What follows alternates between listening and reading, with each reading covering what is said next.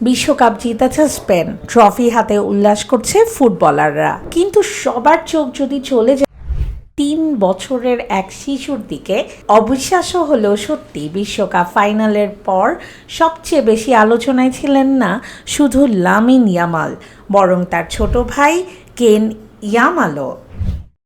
আর্জেন্টিনাকে 1-0 গোলে হারিয়ে বিশ্বকাপ জয়ের পর যখন স্প্যানিশ ফুটবলাররা উদযাপনে ব্যস্ত, তখন মাঠ জুড়ে ক্যামেরার বড় অংশ অনুসরণ করছিল ছোট্ট কেনকে। মাত্র 3 বছর বয়সেই সে হয়ে উঠেছে স্প্যানিশ দলের অনানুষ্ঠানিক লাকি ম্যাসকট, আর সামাজিক যোগাযোগ মাধ্যমে কোটি মানুষের নতুন প্রিয় মুখ। তবে এই জনপ্রিয়তা শুধু ফাইনাল থেকে শুরু হয়নি, পুরো বিশ্বকাপ জুড়েই কেনের প্রতিটি মুহূর্ত ভাইরাল হয়েছে।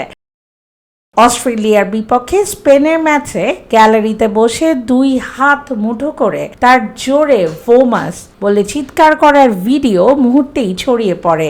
এরপর থেকেই ক্যামেরা যখন তার দিকে ঘুরেছে, ছোট্ট কেন কিছু না কিছু মজার কাণ্ড করে দর্শকদের হাসিয়েছে।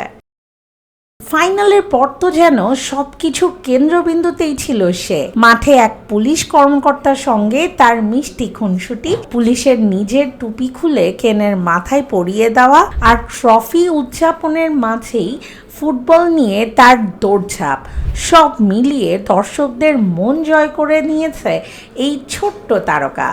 এমনকি ধারাভাষ্যকাররাও মজা করে বলেছে, ইয়ামাল পরিবার থেকে হয়তো ভবিষ্যতে আরও একজন বিশ্বমানের ফুটবলার উঠে আসছে। আর সামাজিক মাধ্যমে অনেকেই মজা করে লিখেছেন, আজকের ম্যাচের আসল ফ্যান অফ দ্য ম্যাচ কিন্তু লামিন নয়, কেন ইয়ামাল।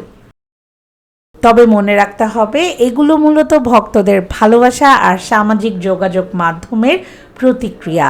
কেন এখনও একটি শিশু, তার এই জনপ্রিয়তা এসেছে মাঠের স্বতঃস্ফূর্ত প্রাণবন্ত মুহূর্তগুলোর কারণে। আপনার কি মনে হয়, ছোট্ট কেন ইয়ামাল কি সত্যিই বিশ্বকাপ ফাইনালের সবচেয়ে বড় আকর্ষণ ছিল, নাকি পুরো আলোটাই ভাইয়ের কাছ থেকে কেড়ে নিয়েছে? মালিহা ওয়াদুদ চাঁদনী, ভোরের ডাক।